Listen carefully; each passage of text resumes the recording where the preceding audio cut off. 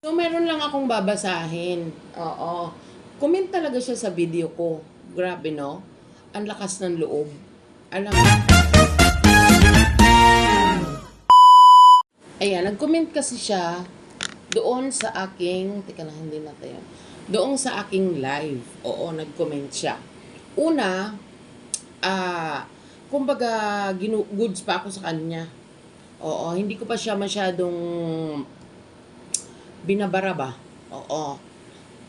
Kasi ang comment niya dati, ang comment niyang una, sabi niya, ang hilig ninyo magpatutsada ng salita. Bakit din ninyo direktahin? Sabihin ang gusto nyo, sabihin dami nyo dinadamay na tao sa PB team. Ngayon nagpapaliwanag pa more highs.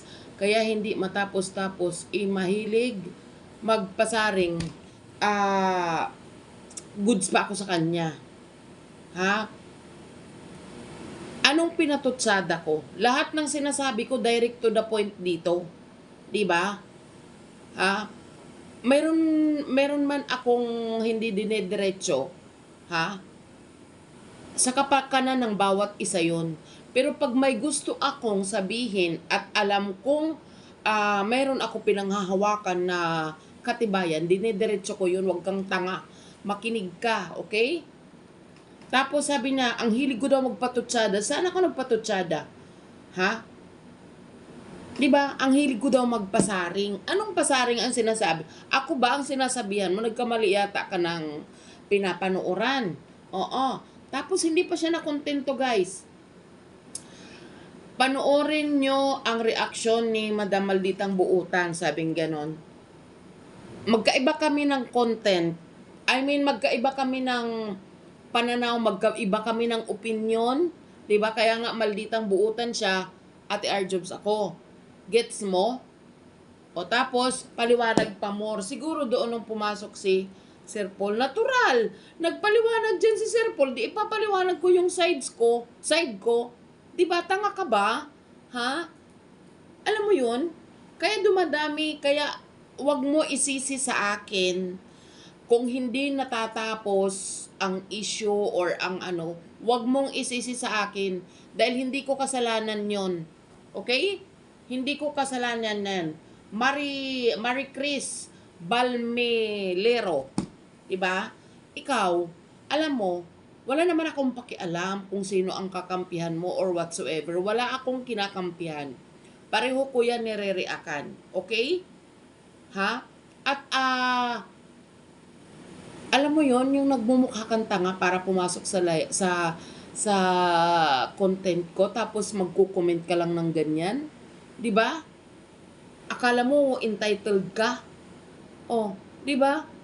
Patutsada. Anong pinapatutsada ko dito? Lahat ng sinasabi ko sa aking vlog ay diretsahan. Pinapaliwanag ko after. 'Di ba? Ha? Tang inumin mo.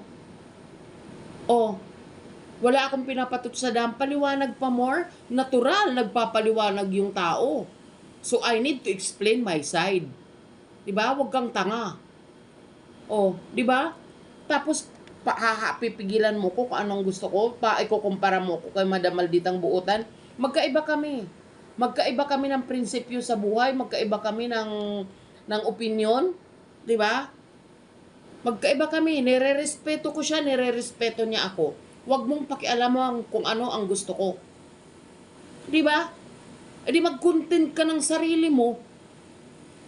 Oh, huwag kang papasok dito sa vlog ko kung hindi mo nagugustuhan. Simple as that. 'Di ba? Hindi ko ugaling magpasaring, hindi ko ugaling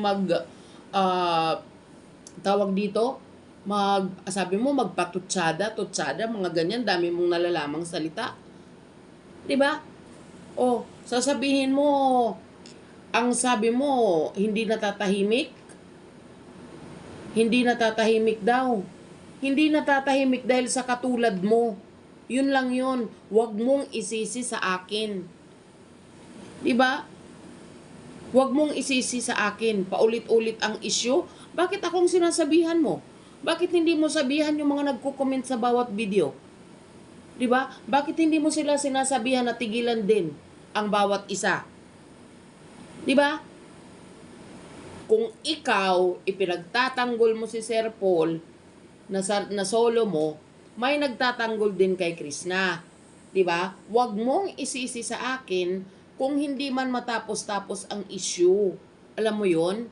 Dahil may mga tao na mga close sa bawat isa na siguro para sa kanila hindi pa masyadong nasasagot, which is hindi naman kailangan ng bawat isa or ng mga taong involved na ipaliwanag kung ano talaga yung punot dulo or ano yung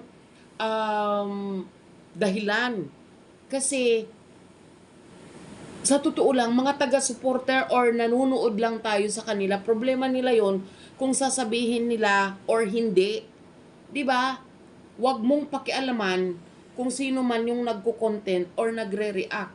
Kung gusto mo, ikaw gumawa ka ng sarili mong reaksyon. Ganun lang yun. Wala akong pinapasaringan, dinidiretso ko. Yun lang. Dinadamay na tao. Alam, dinamay kong tao. Diba, when I'm said PB Team, of course, maraming member yan. Pero did I mention any names? Diba, anong dinamay ko? Anong pandadamay ang ginawa ko? Ha? Marie Chris. 'Di ba? Kasi gusto mo para ka ditong lawyer eh. Para kang lawyer. 'Di ba? Papasok ka sa video ko para pakialaman mo ko. Wala kang pakialam. Wala akong sinisirang tao. Wala akong sinasabi dito na kasinungalingan. 'Di ba? Kung meron man ako dito nire-reactan sa katulad mo na tanga-tanga. 'Di ba? Sa katulad mo, may screenshot ako sa mga pinagsasabi mo. O, 'di ba? So didiretsahin kita. 'Di ba? Tang-inumin mo. Huwag mo kong pakialaman. Alam ko yung ginagawa ko at hindi ako naninira ng tao. Hindi ko ugali 'yan. 'Di ba? Normal na magkaroon ng mga reactor, mga reaction sa bawat sinong mga sikat dyan na vlogger, mga fans club or whatsoever. 'Di ba? Ngayon, kung ayaw mo, gusto mo ng mga tahimik sa sementeryo ka. Tang-inumin mo. 'Di ba? Wag ako. Dahil kahit sino, wala akong sinisiraan dito. Hindi ko ugali yan. Diba? At wag mo kami ikumpara ni Madam Malditang Buotan dahil magkaiba kami ng opinion. Opinion niya yon, iba ang opinion ko. Gets mo?